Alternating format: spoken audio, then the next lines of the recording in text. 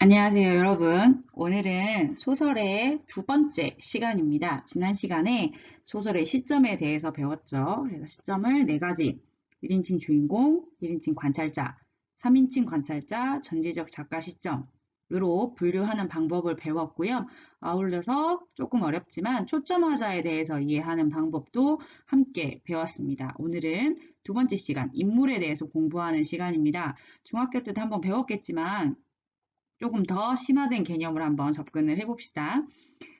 오늘 수업 내용의 순서는 첫 번째는 인물의 특성, 소설에서 인물이란 이런 사람을 말한다. 그 다음에 두 번째, 인물을 분류하거든요. 그래서 인물의 특징에 따라서 인물을 기준에 맞게 분류하는 연습을 할 거고요. 그 다음에 소설에서 인물의 성격을 제시하는 두 가지 방법에 대해서 배워보겠습니다. 그다음에 마지막으로는 우리가 읽었던 알바생 자르기에서 나오는 인물들을 배웠던 내용에 맞추어서 분석하는 내용을 해보도록 하겠습니다. 그럼 지금부터 시작하겠습니다. 먼저 소설에서 인물이 어떤 특성을 갖는지 살펴봅시다. 소설은 사건을 이야기로 만들어서 전달하는 문학이죠. 그래서 소설에는 반드시 사건이라는 게 존재하게 되는데 이 사건이란 우리가 일상에서 겪는 삶의 과정에서 나타나는 여러 가지 문제가 될 수 있습니다. 이런 사건을 이끌어 나가는 주체가 바로 인물인데요. 이런 주제를 잘 전달하기 위해서 작가는 허구적으로 인물을 창조해냅니다. 그래서 작가가 원하는 대로 사건을 이끌어 나가는 주체, 즉 담당하는 역할을 하고요. 그렇기 때문에 당연히 작가가 전달하고자 하는 주제를 만들어내는, 그다음에 이끌어 나가는 담당자가 되기도 합니다. 그래서 단순히 그냥 등장인물, 길 가다가 흔히 볼 수 있는 이런 등장인물 이상의 의미를 지니게 되는데 이런 개인이 가지고 있는 고유한 성질을 캐릭터라고 부르죠. 그래서 이런 캐릭터는 작가가 잘 관찰을 한 다음에 이 인물을 통해서 인간이 가지고 있는 기본적인 성격이나 아니면 인간의 삶을 깊이 있게 표현해내는 역할을 하게 됩니다. 그래서 인물의 성격에는 여러 가지 요소가 포함이 되는데요. 인물의 가치관이나 성장 배경, 그다음에 인물이 가지고 있는 신념, 그다음에 이 인물이 느끼는 감정, 그다음에 관심을 가지고 있는 거, 세상을 바라보는 눈빛, 직업에 대해서 가지고 있는 거, 그다음에 나는 이렇게 살 거야, 삶의 방식을 지니고 있다라든지 심지어 등장인물의 이름까지도 인물의 성격을 대변하는 경우가 많죠. 그다음에 이 사람이 가지고 있는 취향, 여러 가지 이것 외에도 정말 많은 요소가 하나의 인물을 설명하는 데 중요한 역할을 하게 됩니다. 그래서 인물은 사건의 원인과 전개 과정에 두루두루 영향을 미치게 되겠죠. 아, 이 사건이 왜 일어났을까? 왜 이렇게 되는 걸까? 라는 것은 전부 다 이 인물이 가지고 있는 여러 가지 요소가 복합적으로 작용해서 일어나는 것이 되겠습니다. 그래서 이 인물이 욕망이나 정서, 세계관, 가치관들을 총체적으로 아울러서 인물의 특성 혹은 인물 캐릭터라고 부르죠. 당연히 그렇기 때문에 주제를 만들어 나가는 데에 인물이 정말 중요한 역할을 하게 되는 것입니다. 인물의 특성을 이해할 수 있는 예를 하나 들어보겠습니다. 김여령 작가의 소설 완득이입니다. 여러분도 이 작품 익히 알고 있을 거라 생각합니다. 인기가 많아져서 영화로도 만들어졌으니까요. 이 작품은 완득이라는 우리 고등학생, 남학생을 중심으로 이야기가 펼쳐지고 있는데요. 자신의 주어진 환경이나 배경을 탓하고 반항적으로 살던 완득이가 담임 선생님이신 동주 선생님을 만나서 여러 가지 에피소드를 겪으면서 성장해 나가고 성숙해진다. 뭐 이런 내용의 골자를 가지고 있습니다. 이 작품은요, 사실 던지는 메시지가 상당히 강하다고 생각을 했는데요. 우리 알바생 자르기처럼 이거는 나는 누구의 이웃인가, 즉 내 주변에 어떤 사람들이 살고 있는지 한 번쯤 관심을 기울여 보자라는 메시지를 전달하고 있다고 생각하거든요. 그래서 이 작품에서 다루고 있는 메시지가 되게 다양한 이유는 완득이가 아버지가 장애인이고요. 어머니가 이주 노동자세요. 우리가 흔히 소외계층이라고 불리는 사람들이죠. 완득이는 학교에서 보급품을 탈 정도로 가정 형편이 그렇게 경제적으로 넉넉하지 못했고요. 이런 환경에서 완득이는 그래도 사랑과 꿈을 찾아서 나아가야 하는 청소년인데 그래서 갈등을 많이 일으키죠. 이런 완득이가 지지해줄 사람도 마땅히 없고 도와주는 사람이 없다고 생각을 했는데 이런 아이가 세상에 어떻게 잘 적응하며 살아갈 수 있을까를 물어보는 문제입니다. 그래서 여기서 세상과 맞선다는 것은 진짜 싸운다는 의미가 아니라 좀 더 적극적으로 세상을 살아가는 방법을 배우는 거죠. 혼자가 아니죠, 사실은. 잘 보면 가진 것도 없고 사회적으로 뭔가 이렇게 내세울 만한 건 없지만 주변에 완득이를 도와주는 사람이 많아요. 동주 선생님도 그렇죠. 정서적으로 지지를 해준 아버지와 어머니와 그다음에 나중에 여자친구 생기죠. 이런 어떤 주변인들의 도움으로 성장해 나가는 모습을 그리고 있어요. 결국에는 나는 혼자가 아니다. 뭐 이런 메시지를 던지고 있는 것이 아닌가라는 생각이 드는 작품인데요. 이런 의미에서 보면 완득이라는 주인공 남학생의 어떤 환경, 배경 이런 것들은 이런 주제를 전달하기에 너무나도 적합한 인물이었던 거죠. 자, 그럼 완득이 표지에 나와 있는 완득이고요. 실제로 이게 영화로 만들어졌을 때는 배우 유아인 씨가 완득이 역할을 했었죠. 그래서 두 사람의 싱크로율이 상당히 높아야 돼요. 우리가 소설에서는 사실 눈으로 보여지지 않지만 영화는 이제 눈으로 보는 매체잖아요. 그러니까 완득이의 특성을 가장 잘 소화할 수 있고 완득이와 가장 비슷해 보일 수 있는 사람으로 배우를 택해야 되는데 유아인 씨가 그 당시에는 되게 좀 싱크로율이 높아서 좋은 평가를 받았던 것 같아요. 완득이는 주인공이자 화자이고요. 언제나 세상 뒤에 숨어 사는 소심한 반항아라고 나옵니다. 뭐 적극적으로 막 나와서 싸움을 일으킨다거나 하지 않고요. 그냥 불만을 내뿜는 거죠. 불평, 불만을 항상 가지고 있는 보통의 청소년 중에 한 명이라고 생각하시면 돼요. 그래서 보시면 표지에서 완득이의 표정이나 영화 포스터에서의 유아인의 표정이요. 그렇게 예쁘거나 행복하거나 이러지 않아요. 째려보거나 그 다음에 말투도 영화에서나 보면 말투도 그렇게 툴툴거리고요. 남들을 볼 때 부드럽게 바라보지 않고요. 시선도요. 이렇게 눈과 눈을 마주친다기보다는 약간 내리깔거나 눈을 치켜뜨거나 이런 표정을 많이 보여주거든요. 이것도 완득이라는 인물을 보여주는 하나의 장치가 되겠죠. 그래서 유일하게 하는 일이라고는 교회에서 담임 똥주가 죽으라고 기도하는 거죠. 똥주가 나를 괴롭히니까. 그래서 그러다가 이제 자신의 어떤 분노나 뭐 이런 고민을 표출하는 방법으로 킥복싱을 배우게 되고요. 그다음에 장애인 아빠와 이주 노동자인 어머니 사이에서 태어나서 사회적 환경, 나는 왜 이렇게, 나는 왜 가난한가에 대한 불만을 가지고 있다가 시간이 지나면서 이 두 사람을 받아들이게 되고 포용하게 되는 거죠. 내적 갈등을 겪으면서 점차 이 아이가 좀 더 성숙한 인간으로 성장하는 캐릭터를 가지고 있습니다.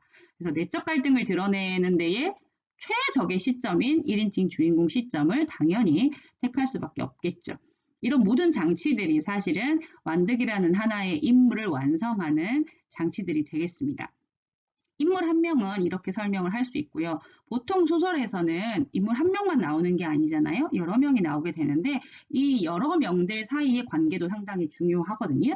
그래서 보통은 이렇게 인물 관계도라는 것을 통해서 작품 전체의 인물들의 관계라든지 사건의 전개 과정들을 이해하게 됩니다.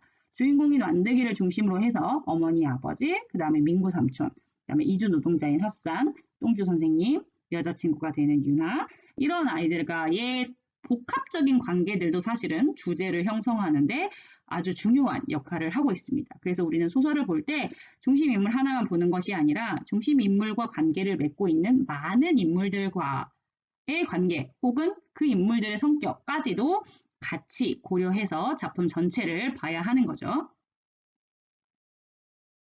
자, 그러면 지금부터 우리 인물의 유형 을 한번 분류해 보도록 하겠습니다. 여러 가지 기준에 따라서 조금 다른데요.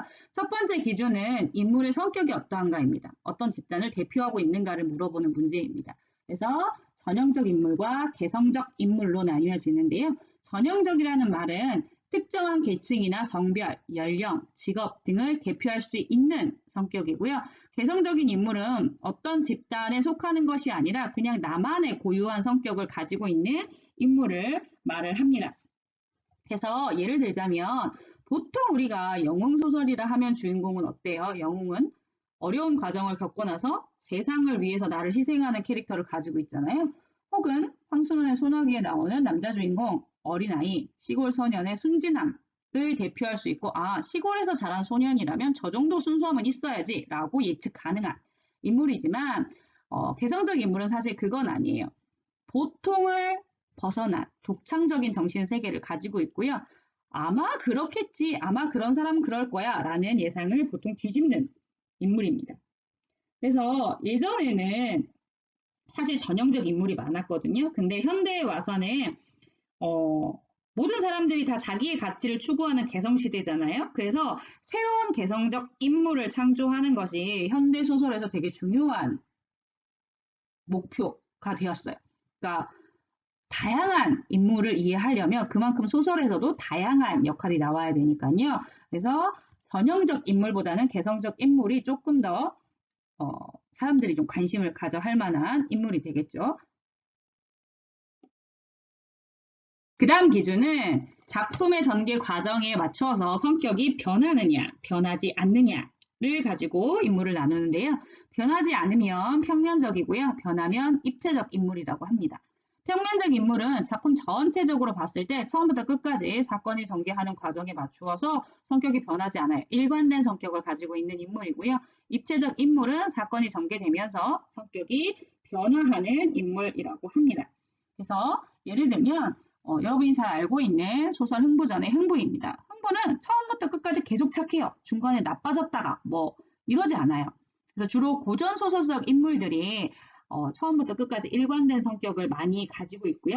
입체적 인물은 반대로 흥부전의 놀부죠. 처음에는 되게 나쁘다가 어려움을 겪고 나서 결말에 착해지잖아요. 그래서 이런 아이들은 사실은 입체적 성격이라고 배우죠. 현대에 와서는 사실 다양한 가치가 혼재되어 있어서요. 소설 속에서 뭐 나만의 가치를 찾는다거나 가치관의 혼란을 겪으면서 입체적 인물이 조금 더 많이 등장하고 있는 추세인 것 같기는 해요. 그 다음에 세 번째는 어떤 역할을 수행하느냐입니다. 이건 좀 쉽습니다. 그래서 주동 인물이냐, 반동 인물이냐, 말 그대로 작가가 의도하는 주제의 방향을 따르고 있느냐, 아니야. 작가가 의도하는 주제에 역행하는 거냐, 반대하는 거냐, 이 느낌이거든요. 그래서 소설 춘향전에 나오는 춘향은 절개를 지키는 인물이죠. 작가가 누구인지는 모르겠으나 작가는 아마 그 시대에 해당하는 유교적 윤리, 절개를 강조하고 싶었을 텐데 그 절개를 드러내고자 하는 흐름을 잘 보여주는 인물이고요. 반대로 춘향이가 절개를 지키지 못하도록 중간에 방해하는 인물인 변학도는 작가가 의도하는 절개에 반대되는 인물이기 때문에 반동 인물이라고 할 수가 있습니다. 주로 나쁜 놈이죠. 자, 마지막 네 번째는 중요도입니다. 말 그대로 작품의 주요 인물이냐, 아니 주요 인물이 아니냐 이거를 물어보는 거거든요. 그래서 주인공이나 혹은 주인공의 버금갈 정도로 중심적 인물이냐, 그 다음에 부수적 인물은 보조 역할을 하는 사람이냐, 뭐 이렇게 구별하는데요. 완득이에서는 당연히 주인공인 완득이가 주요 인물이고요. 주인공의 버금가는 중심적 인물로 보면은 똥주 선생까지 포함을 하기도 합니다. 부수적 인물은 이외의 인물, 아빠나 엄마나 관장님이나 여자친구나 이런 사람들은 그 주인공의 어떤 갈등, 그다음에 사건의 전개를 도와주는 보조적인 역할을 하는 인물이라고 볼 수가 있습니다. 그래서 보시면 완득이는 청소년의 방황을 상징한다는 의미에서는 전형적인 인물일 수 있습니다. 청소년의 방황, 청소년이란 건 그렇지. 자기가 주어진 환경에 만족하지 못하고 반항을 하기도 해. 이렇게 생각하면 전형적 인물일 수 있죠. 그 다음에 처음에는 미성숙했어요. 사회에 불만이 많았으나 점점 엄마도 만나고요. 그 다음에 똥주 선생도 만나고요. 여자친구도 만나고요. 이러면서 처음에는 불완전했으나 점차 마음의 안정을 찾고 주변을 돌아볼 줄도 아는 성숙한 인물이 되니까 성격이 변했죠. 입체적 인물이라고 볼 수도 있어요.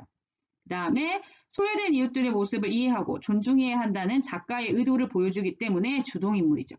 사건의 중심에서 당연히 핵심적인 역할을 하기 때문에 주요 인물이라고 볼 수도 있습니다.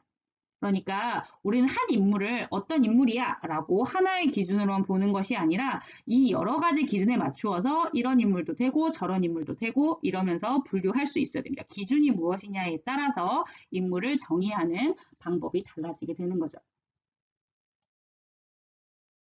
자, 그럼 세 번째로 인물의 성격을 제시하는 방법에 대해서 알아보겠습니다. 당연히 인물의 성격은 서술자에 의해서 제시가 되는데요. 크게 두 가지 방법이 있습니다. 하나는 직접 제시고요. 두 번째는 간접 제시입니다.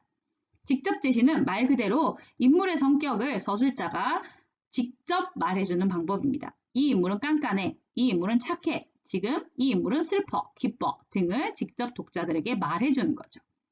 반대로 간접 제시는 서술자가 인물의 성격을 직접 말해주지 않고 행동이나 대화 등을 통해서 간접적으로 보여주기 하는 방법입니다. 자, 인물의 성격이 깐깐해 라고 말하지 않고요. 인물이 수첩에다가 메모를 열심히 하고 있다. 혹은 사소한 듯 했으나 이런 것까지 챙겼다. 뭐 이렇게 보여주는 거죠. 그래서 인물을 직접 제시하는 때는 이런 장점이 있어요. 서술자가 단정적으로 다 말을 해주잖아요. 그러니까 별로 고민하지 않고 인물의 성격이나 심리를 정확하고 자세하게 할 수 있습니다. 반대로 단점도 있죠. 만약에 이 서술자가 인물에 대해서 단정적으로 생각을 하면서 잘못 생각을 하고 있다거나 이러면 사건의 올바른 진행을 방해할 수도 있습니다. 그 다음에 서술자의 눈으로만 단정적으로 전달이 되기 때문에 인물 제시가 다소 추상적일 수 있습니다. 구체적이지 않아요. 반대로 간접 제시는 인물을 생생하게 묘사할 수 있습니다. 잘 관찰을 한다는 거죠. 그렇다 보니까 서술자가 단정적으로 기뻐 슬퍼를 말해주지 않으니까 독자가 상상해야 돼요. 아, 그 사람은 지금 이런 기분일 거야. 혹은 이 사람은 이런 성격일 거야. 라고 독자가 참여하게 됩니다. 근데 반대로 작가의 의도가 다소 모호하게 전달될 수 있습니다. 서술자가 혹은 작가가 서술자의 입을 통해서 뭔가 전달을 하잖아요. 그렇기 때문에 작가의 의도 자체가 되게 분명하게 나타나지 않을 수도 있습니다. 그 다음에 직접 제시보다는 간접 제시가 오히려 더 분량을 많이 차지하게 되죠. 서술이 길어질 수 있다는 단점도 있습니다. 보통은 옛날 소설에서는요. 직접 제시 방법을 많이 썼거든요. 근데 현대에 와서는 사실은 다양한 인간상을 보여줘야 되고 독자가 조금 더 적극적으로 소설을 읽는 추세이다 보니까 직접 제시보다 간접 제시가 조금 더 많아지는 추세이긴 한데요. 작품의 주제나 혹은 인물의 특성 혹은 시점에 따라서 두 가지를 적절하게 섞어서 쓰는 방법이 조금 더 작품의 완성도를 위해서 유익할 수도 있습니다. 반대로 이런 오해를 할 수도 있어요. 1인칭 주인공 시점이에요. 그러면 주인공이자 서술자가 뭔가를 이야기하잖아요. 선생님 그러면 1인칭 주인공 시점 혹은 전지적 작가 시점은 직접 제시만 쓰나요? 아닙니다. 서술자에 따라서 혹은 시점에 따라서 인물의 성격을 제시하는 방법을 1대1로 묶을 수는 없어요. 쉽게 말하면 1인칭 주인공 시점은요. 자신의 이야기를 할 때에는 직접 제시를 쓸 수 있죠. 나는 기분이 이래. 나는 지금 즐거워. 나는 이런 성격이야. 라고 말할 수 있지만 서술자가 바라보는 대상 혹은 주변 친구 뭐 이런 것들에 대해서는 간접 제시를 써야 하지 않을까요? 오히려 그런 게 더 유리할 수도 있어요. 두 개를 적절히 섞어서 쓰고 있는데 한 작품을 볼 때에도 우리가 이 부분은 직접 제시를 많이 썼네, 이 부분은 간접 제시를 많이 썼네 고민하면서 보시는 게 좋습니다. 그래서 보면 예를 한번 볼게요. 염상섭의 3대의 일부인데요. 이거는 직접 제시일까요? 간접 제시일까요? 그렇죠. 안전하고 순편한 편이요 라고 했잖아요. 얘는 직접 제시예요. 반대로 이런 게 있어요. 직접 딱 이 사람의 성격 1이 아니라 두 인물의 대화를 왔다 갔다 보여주는 거죠. 대화 딱 보시면 느낌이 오죠. 20년이나 밥 처먹고 그걸 못 지워? 에이쿠 칵 죽구나 말지. 2년 뭘? 부부의 대화입니다. 뭘 좀 해달라고 하는데 내가 왜요? 막 이런 식으로 싸우는 거지. 부부관계가 별로 좋지 않고요. 아내가 남편에게 대들고요. 남편도 그렇게 친절하지 않고요. 두 사람의 관계를 간접적으로 드러내는 방법인 거죠. 자, 이제 우리가 읽었던 알바생 자르기의 인물을 한번 살펴보도록 하겠습니다. 인물을 분석할 때 막연히 그 사람은 그런 것 같아 라고 하지 말고요. 이 인물의 성격을 추론하게 되는 직접 제시와 간접 제시의 부분들을 한번 찾으면서 봐볼게요. 객관적인 정보를 우선 보자면 독일계 회사에서 일하는 사무보조 알바생입니다. 그래서 쏨싹이 뭐라고 하냐면요. 이다혜를 닮았다고 해요. 쏨싹이 이다혜 팬이었잖아요. 그래서 이다혜를 닮았다고 해요. 그럼 우리는 상상을 하게 되겠죠. 아, 혜미는 이다혜를 닮았구나. 그러면 어떻게 생겼겠구나 상상이 되죠. 그렇죠. 간접 제시 방법이죠. 그 다음에 표정이 뚱합니다. 그래서 차가운 이미지예요. 인사를 잘 안 한다고 했잖아요. 그래서 뭐라고 했냐면요. 미스 해미가 너무 차갑게 보여서 그러지 못했대요. 그랬더니 다른 직장 동료들이 우리도 혜미 씨한테 잘 말 못 붙여요. 자, 이거 간접 제시죠. 이 사람의 성격 별로 그렇게 나긋나긋하거나 따뜻한 이미지는 아니다 라고 상상할 수 있습니다. 그다음에 지각을 자주 하죠. 1호선을 타고 다니잖아요. 다리가 아파요. 나중에 이제 알게 되죠. 인대 수술했다고. 그 다음에 아르바이트가 이번이 처음이 아닙니다. 그래서 여러 개의 아르바이트를 해봤다고 우리 그 아웃백에서 밥 먹으면서 이야기를 했다고 했죠.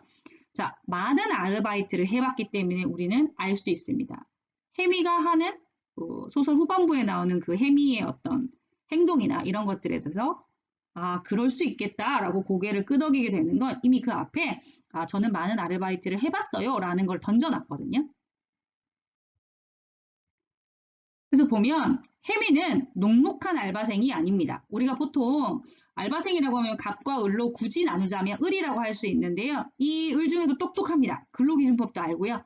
4대 보험 넣지 않았다고 돈도 돌려달라고 하잖아요. 퇴직금도 달라고 하고요. 경력 증명서 뗄 때에도 정확하게 본인이 사무 보조인지 뭐 이런 건지 정확하게 구별을 해달라고 하죠. 그러니까 많은 아르바이트를 하면서 그 아르바이트생의 어떤 복지나 권리에 대해서 조금은 좀 더 자세히 알고 있는 인물이라고 할 수 있습니다. 그래서 중간중간 약간 섬뜩섬뜩한 말을 해요. 저는 선생님은 되게 그 소설 읽으면서 막 놀란 부분이 몇 군데 있었거든요. 그걸 좀 얘기를 하자면 해미가 그 은영과 밥을 먹으면서 이런 합리적이지 않아? 뭐 이런 말을 하니까 합리적이라는 단어의 사용에 대해서 혜미가 꼬집고 넘어갑니다. 뭐라고 하냐면 하루차 회식 밥값이 자기 월급보다 더 많이 나왔는데 몇 번이나 했잖아요. 이것도 합리적이에요? 섬뜩하죠. 그 다음에 은영의 입을 통해서도 말을 해줍니다. 보험에, 공적 보험에, 4대 보험에 가입을 안 시켰다. 이거 근로기준법에 안 맞다. 나중에 이제 뭐 고소를 하거나 뭐 이렇게 된다는 거죠. 그거를 아는 거지. 그러니까 회사에 공식적으로 이렇게 뭔가 컴플레인을 건 게 아니라 은영한테만 메일을 보내고요. 그 다음에 남편의 입을 통해서 이야기도 하죠. 알바생이니까 당연히 약자이고 약한 사람일 거라고 생각하지만 실제로는 경륜이 있고 요령이 있어서 약자가 아니라는 거죠. 근데 결국에는 혜미는 외로운 사람이에요. 그래서 마지막에 나갈 때 엘리베이터 문이 닫히자 주변에 아무도 없었다잖아요. 그러니까 을이긴 하지만 조금 다른 을인데 마지막엔 결국 혼자인 사람. 은영이 있습니다. 은영은 혜미의 직장 상사인데요. 혜미에 대한 평가가 계속 변화해요. 그러니까 소설 읽어보면 우리가 괄호 안에 들어있는 작은 글씨로 들어가 있는 이걸 읽어보는 재미가 쏠쏠하잖아요. 그 은영의 어떤 속생각을 알 수 있는. 그래서 보면 처음에는 불쌍하잖아 라고 이야기를 해요. 동정심이라는 단어도 언급이 되죠. 근데 시간이 지나면서 혜미를 해고하는 과정에서 좀 이렇게 여러 가지 일들이 있었잖아요. 그러면서 은영이 뭐라고 하냐면 뒤통수 친다라는 표현을 써요. 배신감이죠. 그래서 마지막에 이렇게 물어보죠. 이게 처음부터 다 계획이 돼 있던 거니? 여기서 포인트는 혜미가 대답을 안 한다는 거죠. 그래서 은영은 잘 보면 자신의 이익도 중요하고요. 자신의 위치도 중요해요. 그래서 혜미를 자르는데 동조하고 자신이 먼저 건의를 하는데 사실 혜미에 대한 평가는 조금 바뀔 수 있는. 그 다음에 사장입니다. 사장은요. 신임 사장이에요. 그래서 혜미를 자르려는 의도를 처음부터 드러냅니다. 그 아가씨 그거 안 되겠네. 잘라. 자르고 다른 사람 뽑아. 혜미가 어떤 역할을 하는지, 돈을 얼마를 주는지, 왜 뽑았는지를 꼬치꼬치 묻죠. 그래서 회사의 성장이 중요하고요. 그 다음에 여기가 독일계 회사잖아요. 그래서 자기가 정말 갑은 아니에요. 본사가 갑이라고 보면 이 사람은 을이에요. 그래서 본사에서의 인정이 중요하다고 생각하는 거죠. 그래서 문제 일으키고 싶어 하지 않죠. 이런 성격을 가지고 있죠. 조금 더 깊게 들어가면 선생님은 인상적이었던 사람이 은영이 남편이거든요. 남편은요, 은영이가 자신의 속마음을 꺼내놓는 인물이에요. 그래서 직접적인 어떤 사건의 핵심에 있진 않지만 그래서 오히려 객관적인 평가를 더 내놓을 수도 있고요. 중간중간 은영의 생각에 대해서 팩폭을 던지죠. 아주 통쾌하게. 네가 그런 거야. 네가 잘못 생각했잖아. 이렇게 말을 해주기도 하더라고요. 좀 재밌는 인물이었어요. 이렇게 인물에 대해서 좀 살펴봤습니다. 여러 인물의 좀 종합적인 관계도를 좀 보면 좋을 것 같아요. 오늘의 출석 과제입니다. 오늘 우리가 인물에 대해서 공부를 해봤으니까요. 내가 땡땡이라면 어떻게 했을지, 뭐 해미를 선택해도 되고요. 은영이나 사장을 해도 되고요. 아니면은 뭐 작품에 잘 등장하지 않는 이 회사에 다니는 제3자로 선정해도 되고요. 뭐 남편을 하셔도 됩니다. 인물 중 한 명을 택해서 자신이라면 어떤 행동, 이 중심 사건에 내가 해고가 된다면 어떻게 행동했을지 한번 상상해서 써보세요. 뭐 공감을 해도 되고요. 반대해도 되고요. 뭐 이 사람의 행동에 대해서 지지를 해도 됩니다. 근데 그렇게 생각하는 이유가 반드시 있어야 됩니다. 우리가 소설을 감상할 때에 막연히 그냥 느낌으로 보는 것이 아니라 왜 그렇게 했는지 타당한 이유를 대야 되잖아요. 그래서 자신이 왜 그렇게 생각을 했는지를 5문장 이상으로 완결된 내용으로 써주시기 바랍니다. 선생님이 댓글로 확인을 하고 여러분의 생각을 좀 보도록 하겠습니다. 수고하셨습니다.